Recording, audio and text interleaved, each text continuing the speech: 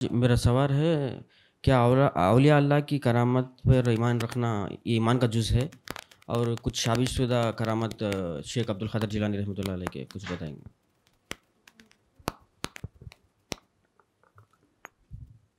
ہم نے درس کے دوران کہا کہ اہل السنہ والجماعت کے اصول میں سے یعنی ان کے اعتقاد میں یہ چیز شامل ہے کہ وہ اولیاء اللہ کی کرامات کو مانتے ہیں۔ اللہ تعالیٰ ان کے ذریعے ایسے کرامات انجام دیتا ہے جو عام طور پر کسی عام انسان سے وہ چیز صادر نہیں ہوتی۔ اولیاء اللہ کی کرامات کیا ہے؟ جیسے مریم علیہ السلام کے لیے اللہ تعالیٰ کا فروٹ جو پھل ہوتے ہیں، غیر موسم پھل میں اللہ تعالیٰ نے انہیں وہ پھل عطا فرمائے، یہ مریم علیہ السلام کی کرامت ہے۔ اسی طرح اصحاب کہف کا 390 سال تک غار میں سوئے رہنا، یہ ان کی کرامات ہے۔ زکریا علیہ السلام کی بیوی جو کہ بوڑھیا اور بانجھ تھی، اللہ تعالیٰ نے انہیں اولاد عطا فرمائی، تو یہ ان کی کرامات ہے۔ صحابہ کی بھی بہت سے کرامات ہیں۔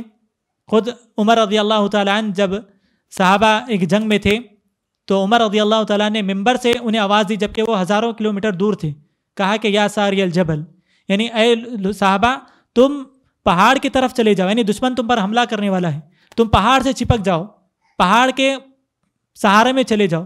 تو صحابہ نے اس کئی ہزار کلومیٹر سے عمر رضی اللہ تعالیٰ عنہ کی اس آواز کو سنا، یہ عمر رضی اللہ تعالیٰ عنہ کی کرامت ہے۔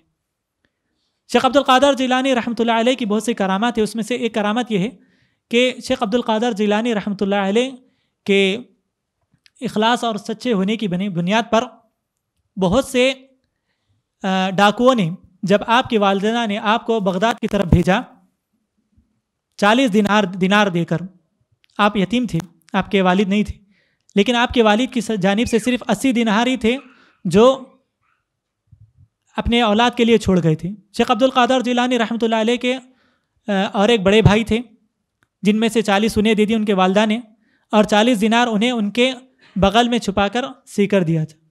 لیکن جب ڈاکوؤں نے راستے میں انہیں روک لیا تو پوچھا کہ کیا تمہارے پاس کچھ ہے؟ تو ان کی والدہ نے بھیجتے وقت انہیں یہ نصیحت کی تھی کہ ہمیشہ سچ کا ساتھ دینا، جھوٹ نہیں بولنا۔ تو انہوں نے کہا کہ ہاں میرے پاس 40 دینار ہے۔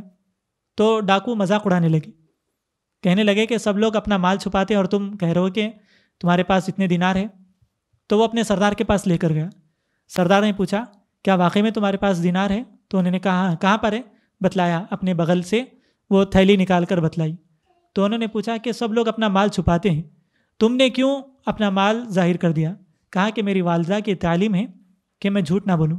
تو اس پر تمام ڈاکوؤں نے ایمان قبول کیا، تمام ڈاکوؤں نے ایمان قبول کیا۔ ابھی آپ نوجوان تھے، جوانی کے ڈیلیز پر قدم رکھے تھے، تو چھوٹی سی عمر میں اللہ تعالیٰ نے آپ کی یہ کرامت رکھی کہ آپ کے ہاتھ پر ہزاروں لوگوں نے اسلام قبول کیا۔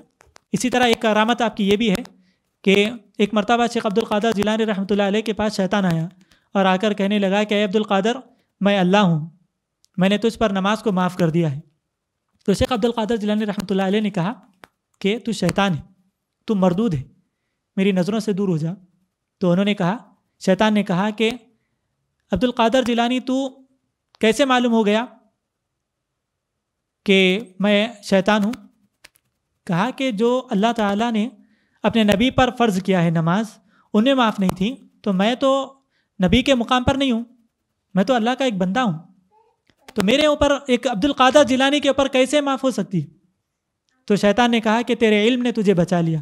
شیخ عبد القادر جیلانی رحمۃ اللہ علیہ نے کہا کہ نہیں، بلکہ اللہ تعالیٰ نے مجھے بچا لیا۔